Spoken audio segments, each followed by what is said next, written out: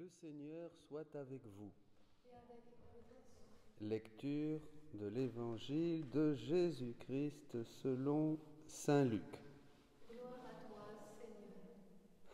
En ce temps-là, Jésus, levant les yeux sur ses disciples, déclara : « Heureux vous les pauvres, car le royaume de Dieu est à vous. Heureux vous qui avez faim maintenant, car vous serez rassasiés. Heureux vous qui pleurez maintenant, car vous rirez. Heureux êtes-vous quand les hommes vous haïssent et vous excluent, quand ils insultent et rejettent votre nom comme méprisable à cause du Fils de l'homme. Ce jour-là, réjouissez-vous et tressaillez de joie, car alors votre récompense est grande dans le ciel. C'est ainsi en effet que leur Père traitait les prophètes. Mais quel malheur pour vous les riches, car vous avez votre consolation. Quel malheur pour vous qui êtes repus maintenant, car vous aurez faim. Quel malheur pour vous qui riez maintenant, car vous serez dans le deuil et vous pleurerez. Quel malheur pour vous lorsque tous les hommes disent du bien de vous. C'est ainsi en effet que leur Père traitait les faux prophètes. Acclamons la parole de Dieu. Louange à toi, Seigneur Jésus. Et oui, ce monde passe. La figure de ce monde passe. Le monde tel que nous le voyons, nous dit l'apôtre. Est-ce que nous voyons vraiment le monde ? Qu'est-ce que nous voyons ? Nous voyons pas grand-chose en fait. Nous voyons les choses à travers le prisme de notre intelligence humaine, de ce qui nous a enrichis dans notre culture, de ce que nous avons appris depuis notre naissance avec papa et maman, et de tout ce que nous donnent, nous gavent plutôt, on pourrait dire, les médias et toutes ces infos, voilà. Et puis ça forme en nous notre monde. Et on réagit vis-à-vis de ce monde. On pense, on pleure, on se réjouit, on s'attriste, on se sent attaqué, on se sent malheureux. Enfin, et tout ça, en fait, c'est vraiment de l'illusion. Vous vous rendez compte ? Il n'y a que Jésus, il n'y a qu'à partir du moment où on prend le chemin, la vérité, la vie qui est Jésus, que nous allons avoir une vision réaliste des choses. C'est-à-dire, nous allons user de ce monde, mais comme n'en usant pas, dit l'apôtre, nous allons en user, nous en servir, mais pour le royaume de Dieu. Voyez ? Parce que nous savons que nous tendons vers une patrie meilleure. Nous savons que dès maintenant, nous sommes citoyens des cieux. Voyez ? C'est ça, la foi déchire le voile et le ciel est ouvert, comme dit Jésus au début de l'évangile de Jean. Alors, les béatitudes. Ben oui, dans l'Ancien Testament, on nous enseignait l'éloge des justes, c'est-à-dire les justes surtout, ceux qui pratiquaient la loi et qui avaient vraiment une vie très honorable. Et ils étaient...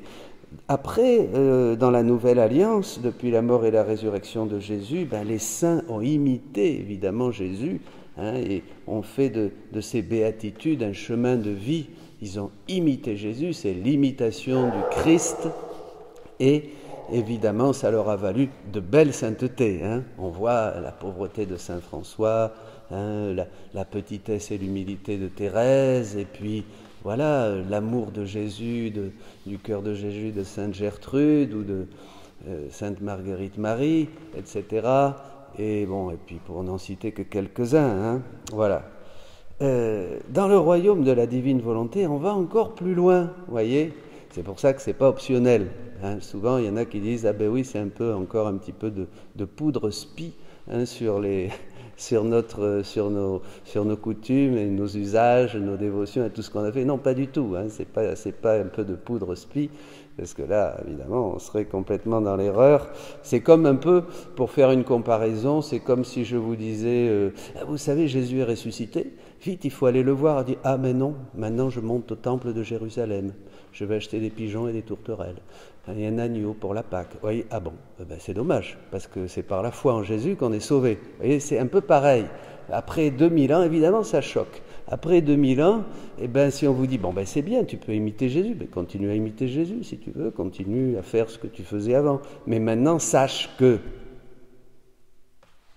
tous les actes de Jésus sont constamment en train de vouloir se donner à toi pour que tu les répètes dans ta vie. Et alors, qu'est-ce que c'est là? Ça veut dire quoi, ça? Jésus a vécu tout ce que peuvent vivre les hommes. Mais tout.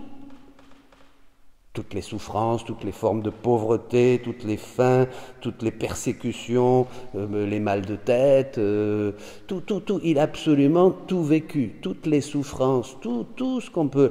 La respiration, manger, boire, dormir, aller travailler, de ses mains. Il a tout fait. Il n'y a rien qu'un homme peut faire sur terre ou ait pu faire sur terre que Jésus n'a pas fait. Il est la source de nos pensées, il est la source de tout. Alors tout ça, tous ces mystères de Jésus, vous voyez, ils sont pour se donner à nous. Et là, que du bonheur. Que du bonheur. On n'a plus besoin de demander quelque chose puisque tout est à nous. La faim, la soif, la tristesse, la pauvreté, tout ça, je prends ces choses de Jésus, la persécution, je prends ces choses de Jésus, je prends ses battements de cœur aussi, je prends ses respirations, je prends ses pas, je prends ses œuvres, tout ça, Jésus veut nous le donner. C'est logique en fait, c'est qu'on ne pouvait pas comprendre ça avant, c'est logique parce que Dieu, il fait des choses divines. Voyez, il n'allait pas nous laisser dans une petite imitation comme ça des vertus de Jésus, et puis de Marie, ils sont mignons, là c'est bien, c'est bon, allez, 7 sur 10. Vous voyez, c'est pas possible. En fait, Dieu est Dieu. Il voulait qu'on soit comme lui. Mais évidemment, il faut prendre le chemin, c'est Jésus. Il faut faire la vérité dans notre cœur, c'est-à-dire que tout homme est mensonge. Il n'y a que de l'orgueil en nous, ça, il faut faire la vérité. Et il faut prendre surtout cette vie de Jésus. Cette vie veut se déployer en nous. Vous comprenez? Mais ça, c'est extraordinaire. Le jour où on comprend ça, c'est le ciel sur la terre. C'est pour ça, c'est le ciel sur la terre. C'est que du bonheur. Ça y est. On est heureux parce qu'on vit déjà, quand on comprend ce que Jésus disait, ne sais-tu pas que tous mes actes sont là pour se donner à toi et se déployer dans tes yeux, dans tes mains, dans tes pieds, dans ton cœur, dans ta respiration, dans tout ce que tu fais. Quand on a compris ça, c'est le ciel sur la terre. C'est pour ça qu'il n'y a que du bonheur. Que du bonheur. Nous sommes les grands vainqueurs en toutes ces choses. Rien ne peut nous porter préjudice. Tout est grâce, tout est gain, tout est avancé.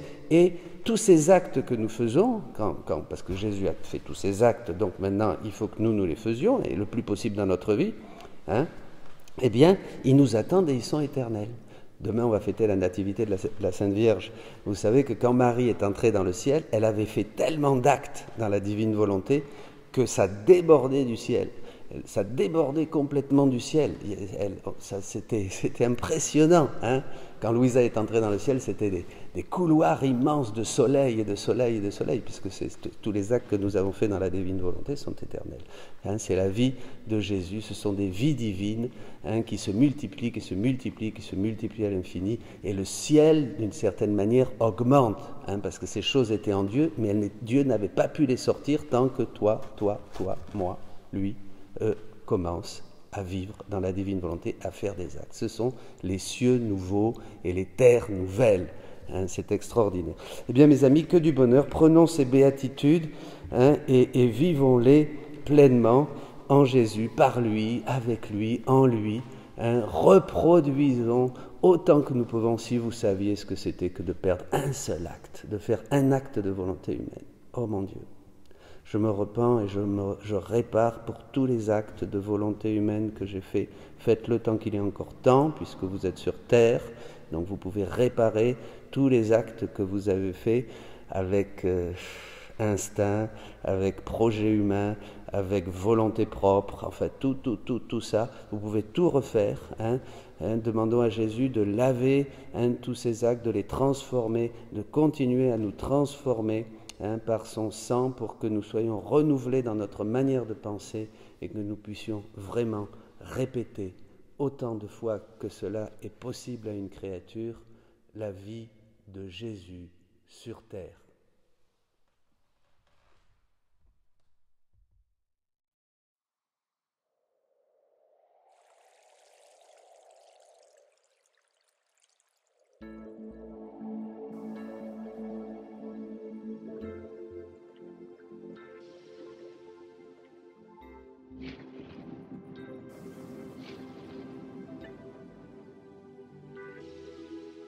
La croix est un mystère très profond ici-bas, sans beaucoup de lumière, on ne la connaît pas.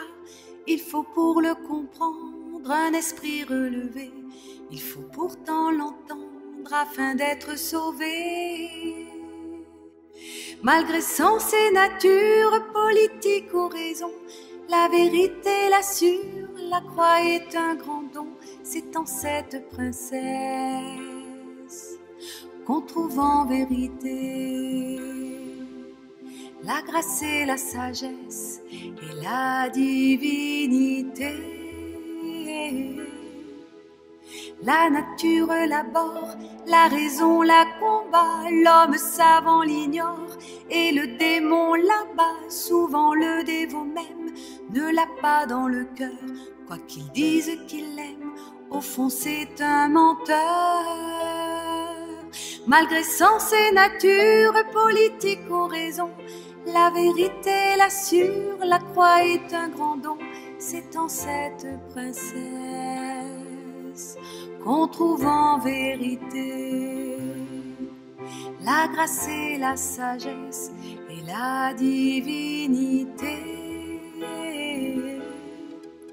On va dans la patrie par le chemin des croix, c'est le chemin de vie, c'est le chemin des rois.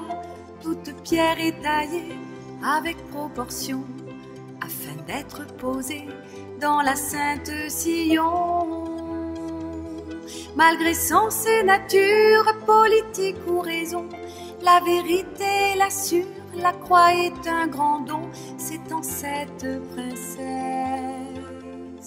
qu'on trouve en vérité la grâce et la sagesse et la divinité. Jésus-Christ apparaît, enchaîner les enfers, terrasser le rebelle et conquis l'univers. Il la donne pour arme à ses bons serviteurs. Elle charmoue des armes et les mains et les cœurs. Malgré sens et nature, politique ou raison, la vérité l'assure, la croix est un grand don, c'est en cette princesse qu'on trouve en vérité la grâce et la sagesse et la divinité.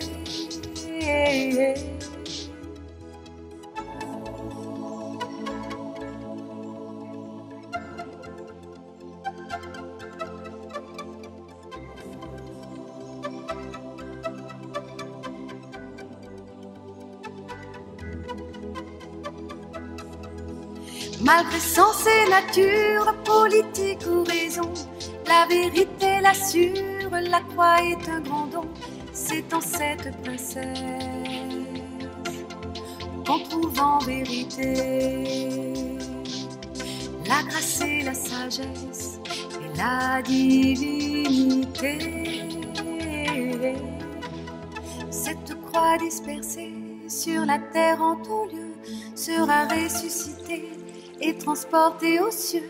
La croix sur une nue pleine d'attraits brillants jugera par sa vue les morts et les vivants. Malgré sens et nature, politique ou raison, la vérité l'assure, la croix est un grand don, c'est en cette princesse qu'on trouve en vérité la grâce et la sagesse et la divinité.